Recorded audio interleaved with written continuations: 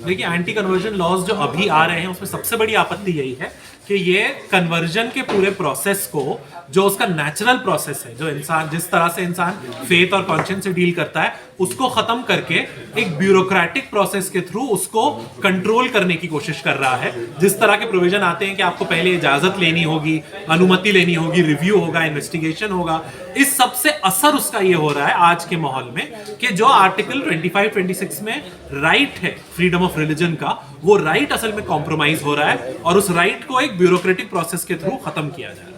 कि मतलब क्या आप कहना चाहते हैं, किस तरह से आपको जो, क्योंकि आप ये बात कह रहे हैं कि आपको पहले जाकर अनुमति लेनी होगी, तो जो भी कन्वर्जन का प्रोसेस होता है असल में वो एक नेचुरल चीज होती है। आप कोई चीज समझते हैं, सुनते हैं, पढ़ते हैं, उसकी बेसिस पे आपका दिल रिएक्ट करता है, तो ये एक इंटरनल प्रोसेस है। ये जो इसका एक ब्यूरोक्रेटिक तरीके से इसको किया जा रहा है, वो असल में इसलिए किया जा रहा है ताकि लोगों को इससे डराया जा सके। और कई सारे ऐसे भी उसमें प्रावधान लाए गए हैं, जैसे कि महिलाओं को कन्वर्ट कराने पर जो है ज्यादा सजा है, किसी ट्राइबल या SC/ST को कराने पर ज्यादा सजा है। तो उसमें एक मानसिकता भी दिखती है कानून बनाने वालों की कि वो महिलाओं को या SC/ST के लोगों को कम अक्लजान समझते हैं शायद, इसीलिए उनको लगता है कि अगर आप उनको कन्वर्ट कर रहे हैं तो आपको सजा ज्यादा मिलनी चाहिए। कोई आप कानून का हवाला दे सकते हैं कि हम जिसमें ये कर्नाटका के कानून में भी है, ऐसा हरियाणा के कानून में भी है, और पिछले 3-4 साल में जो अलग अलग कानून आए हैं उनमें सभी में ये यूपी में भी जो अनुमति वाला प्रोसेस है, ये सभी कानून में। किससे अनुमति लेनी, कितनी अनुमति आपको 15 दिन पहले DM को एक चिट्ठी देनी है। उसके बाद DM जो है उसमें एक इन्वेस्टिगेशन करेगा, रिव्यू करेगा, ये देखेगा कि किसी को कोई आपत्ति तो नहीं है, उसके बाद आपको अनुमति देगा। अनुमति देने के बाद भी वो चीज पब्लिक होगी और कोई भी शख्स, चाहे वो आपका रिश्तेदार ना भी हो, वो आकर के कंप्लेन दायर कर सकता है उस पर। और एक बार कंप्लेन दायर हो गई तो आपके ऊपर भी कानूनी कार्रवाई होगी। जिसके बारे में कंप्लेंट में कहा गया है कि उसने कन्वर्ट कराया, उन पे भी कानूनी कार्रवाई होगी। और इसमें जो है प्रूफ, जिनके ऊपर एलिगेशन लगा है उन्हीं को आके प्रूफ देना पड़ेगा कि वो गिल्टी नहीं है। तो ये पूरा प्रोसेस जो है ये बनाया इस तरह से गया है कि उसके जरिए से कोई भी इस चीज को कानूनी तौर पे करने से डरेगा और पीछे हटेगा। जिस तरह से बात कर रहे हैं कि जबरी तौर पर और लालच दे करके कन्वर्जन कराने की कोशिश हो रही है, बहुत सारे लोग जेल में भी गए हैं, तो क्या बिल्कुल ही वो गलत है? देखिए, जबरी तौर पर अगर कहीं कन्वर्जन कराया जाता है तो वो तो यकीनन गलत है ही, और ऑलरेडी उसके लिए बहुत सारे आपके पास प्रावधान है, IPC में भी हैं। फ्रॉड को लेकर के, मिसरिप्रेजेंटेशन को लेकर के बहुत से कानून हैं जो जबरी तौर पे अगर कोई करता है तो आप उसको सजा दे सकते हैं। ये कानून बनाने की अलग से कोई जरूरत नहीं है। खास करके जिस तरह के प्रावधान लाए गए हैं वो जबरी कन्वर्जन को रोकने के लिए नहीं है, वो हर तरह के कन्वर्जन को रोकने का असर डाल रहे हैं। तो जबरी कन्वर्जन को सिर्फ रोकना है तो पुलिस जरूर, उसके पास पावर है और उसको रोकना भी चाहिए, और हम भी कभी इसके हक में नहीं होंगे। लेकिन ये जो कानून है ये हर तरह के कन्वर्जन को रोकता है, इसलिए हम इसके खिलाफ। पिछले कुछ समय से लव जिहाद काफ़ी चर्चा में रहा। कहते हैं मुसलमान लव नहीं करता, सिर्फ जिहाद करता है, ये कन्वर्ट करने के लिए, हिंदू को मुसलमान बनाने के लिए। देखिए, ये इसका क्या ही कहा जा सकता है। इसके ऊपर तो पूरे देश में इतना बड़ा हंगामा हुआ, आपने NIA को बिठा करके इन्वेस्टिगेशन कराया, सुप्रीम कोर्ट तक मामला गया, उसके बाद भी क्या निकला था निष्कर्ष, आपको पता ही होगा।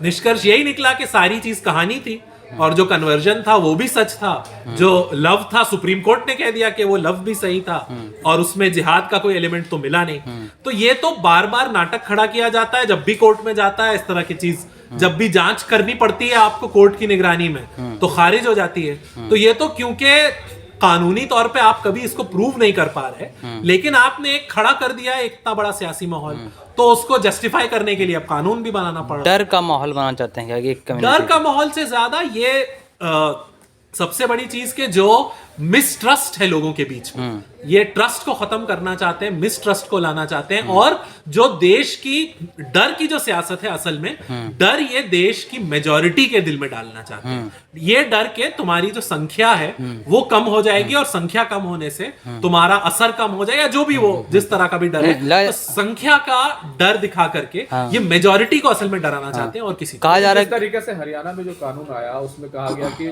शादी के लिए कोई नहीं कर पाएगा, तो ये क्या शादी के सिर्फ शादी, ये तो सारे ही कानूनों में इस तरह की बात की गई है। उसमें जाहिर है ये प्रावधान है कि अगर कन्वर्जन जेन्युइन है तो आप कर सकते हैं, लेकिन शादी एक वजह बताई गई जिसके लिए अगर आप करेंगे तो कन्वर्जन इलीगल हो जाएगा। साथ में अगर आप किसी बेसिकली आप जब कन्वर्ट करते हैं तो आप क्यों करते हैं?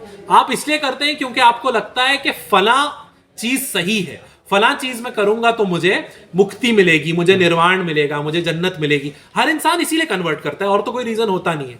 लेकिन अगर आप मुक्ति या निर्वाण की बात किसी से कर रहे हैं तो उसको भी ये प्रोहिबिट करता है, उसके ऊपर भी रिस्ट्रिक्शन लगाता है और उसको एक क्रिमिनल एक्ट बना देता है। तो अगर आप निर्वाण और मुक्ति की बात को ही क्रिमिनलाइज कर दीजिएगा तो फिर रिलीजन की बात करने के लिए बचेगा ही क्या? देखिए, इसीलिए जब चुने हुए नेता इस तरह की गैर जिम्मेदारी की बातें करते हैं तभी सिविल सोसाइटी को, सिटीजन्स को आगे आकर जो सही बात है, जो सही चीज है, वो फैक्ट्स की रोशनी में वो बात करनी पड़ती है। और क्या कह सकते हैं।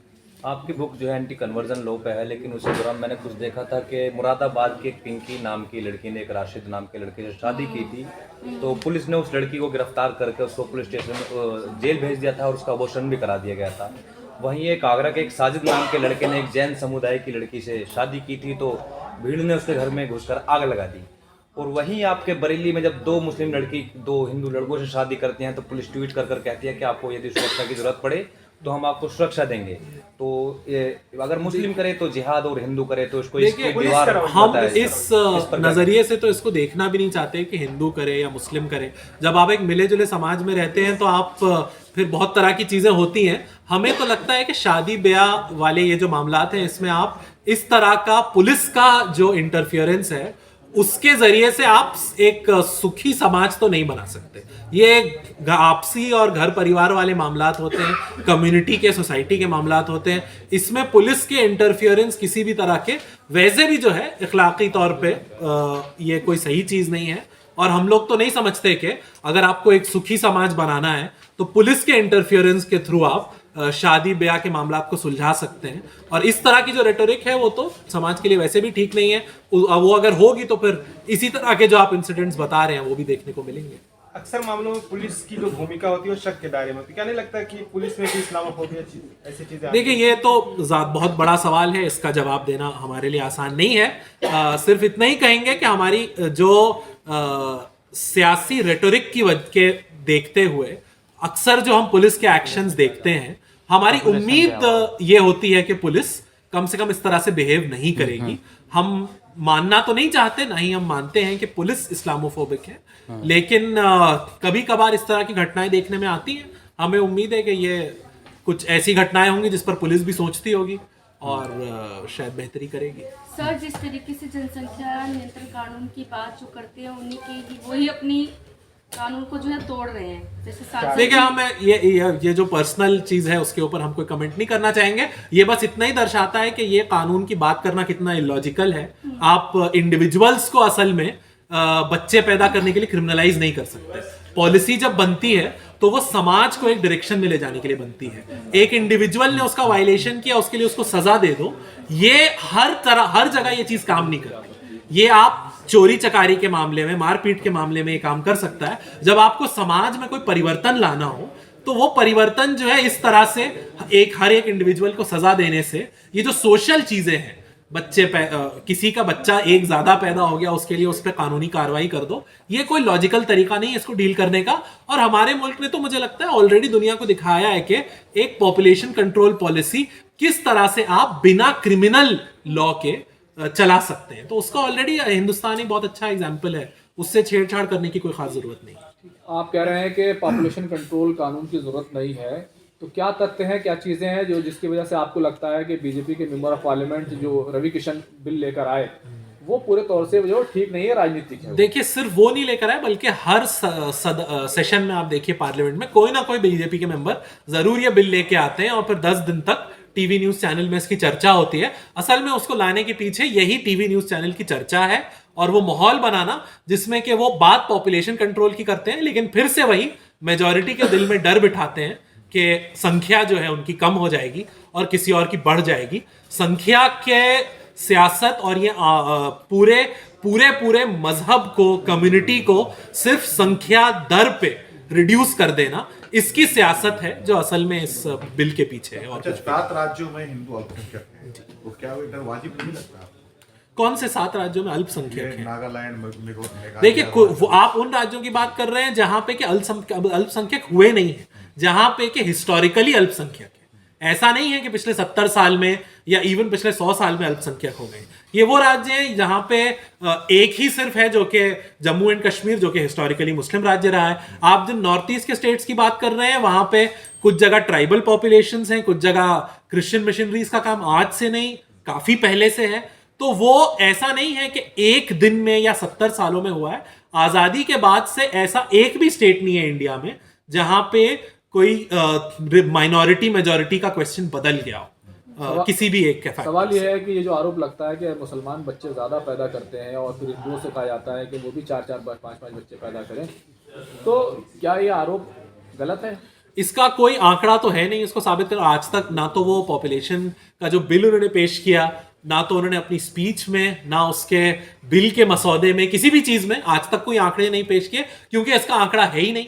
इसका आंकड़ा कहीं एग्जिस्ट ही नहीं करता कि एक कम्युनिटी में किसी भी हिंदुस्तान में बच्चे ज्यादा पैदा होते हैं, दूसरी कम्युनिटी में कम होते हैं। और ये रिलीजन जो है डेमोग्राफी को स्टडी करने का असल में सही तरीका है भी नहीं।